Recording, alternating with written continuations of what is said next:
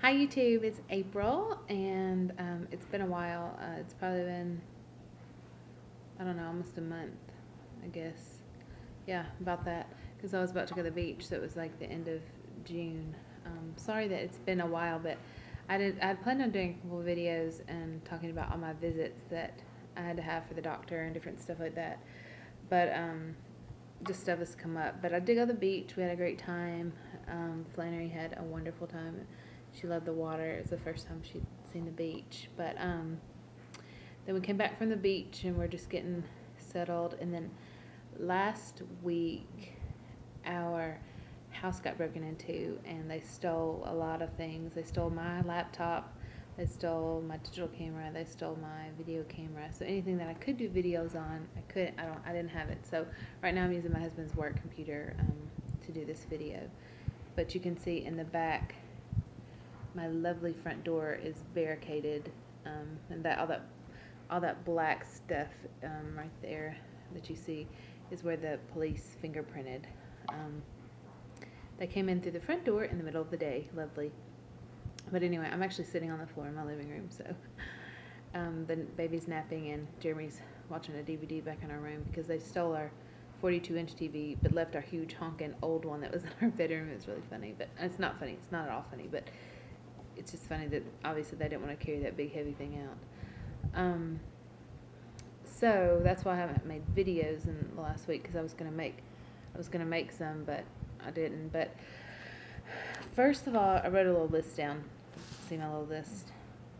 Oh look, there's a picture of me and my baby. But anyway,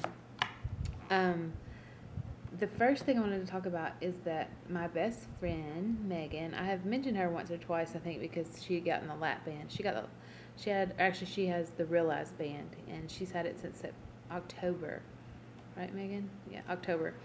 But she is now on YouTube, and she's made 2 videos so far. So any of my subscribers, if you would please subscribe to her and just support her, because she has lost, I think, about 50 pounds, and she still wants to lose about 60, but she's 9 months out, and so she's joined YouTube now to help her stay accountable, and to have people to learn from, and for her to help other people. And so her name is Megan, and on YouTube her name is SpringLove06 altogether, and I'll put it in the sidebar over there, so that you have that as well, so that you guys know. But go check her out and subscribe. I know that she would really appreciate that. So hi Megan. Let's see. Okay, so the last time I talked about different appointments that I had, I still had a pre-op appointment to go to, and I had a bone density scan and a nutrition class. And I didn't realize this until the pre-op appointment. I ended up having to have a sleep study.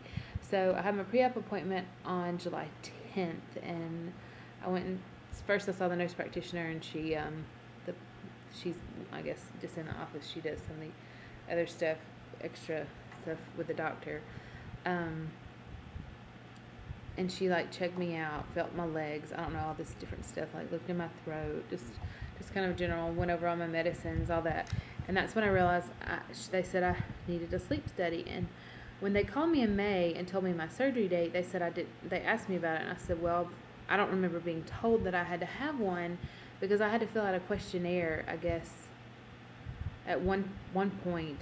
And they said, well, from that, you probably won't have to have it because you don't snore, you don't have dry mouth, I don't know, all these different things. So when Sherry, the nurse, called me to tell me my surgery date, she asked me about it, and I told her I didn't know about it. She said, oh, well, she said, don't worry about it. She said, you won't need it. And so I didn't think anything else about it. She told me not to worry about it. So when I get there on July 10th, they're like, where's your sleep study? And I was like, she told me I didn't have to have one. And so, we went over this, and so I was like, great. So I had to call my PCP because the surgeon can't just schedule it. Apparently they want your PCP to do everything, I guess, for insurance. And so when I called my PCP, I couldn't just call and have them make an appointment. I had to actually go to the doctor and see him.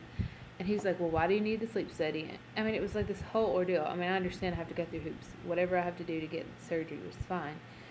But I'm like, you guys just want a $20 copay and another office visit. But my husband was like, he's like, that's the only thing they want. And so when I went to the doctor, he was like, well, why do you need a sleep study? What do you And I had already told the nurse everything, and then I don't guess she realized anything to him. And so I had to go through it all again.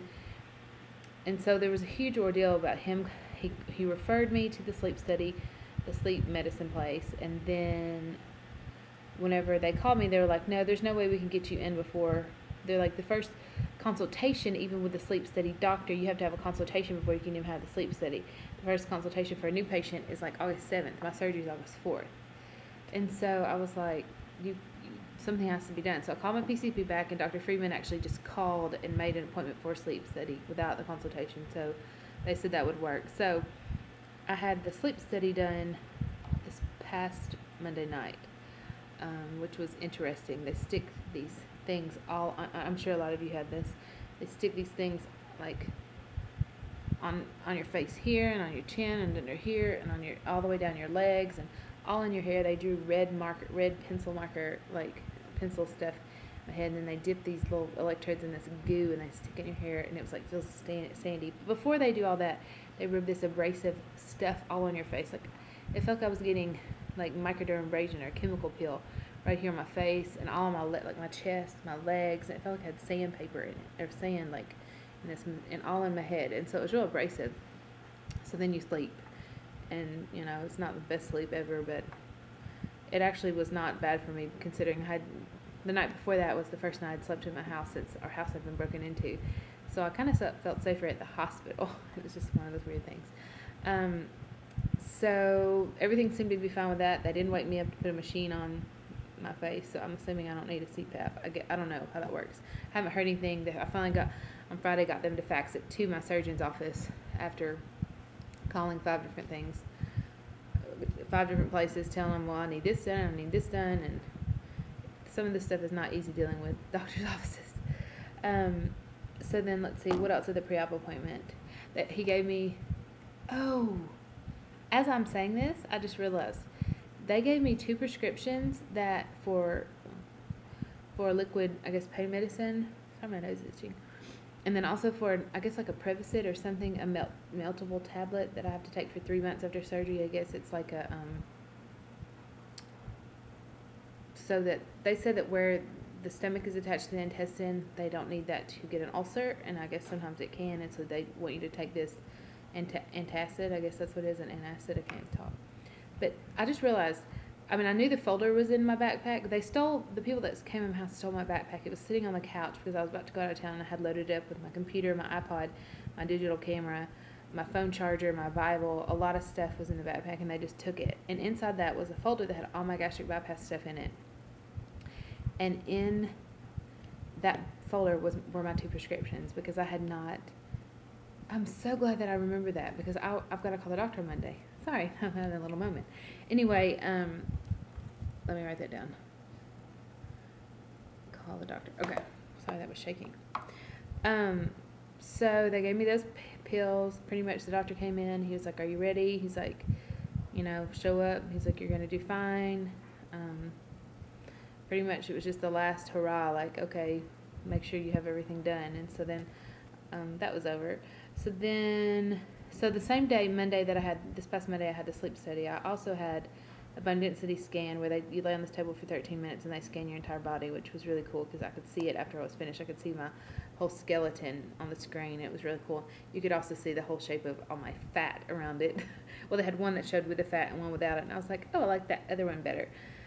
But anyway, it was funny. And so then after that, directly after that, I went straight into a room and had the last nutrition class, which was just overview of the packet that we'd been given with the 2-week liquid diet, which I started this past Tuesday.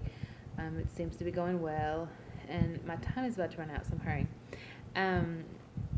It's going well, just drinking, 4 protein shakes a day, plus supplementing with sugar-free, fat-free, anything like drinks, but I can't go over a certain amount of carbs, and I can't go over 1,300 calories, and they want me to get like at least 90 to 120 grams of protein a day.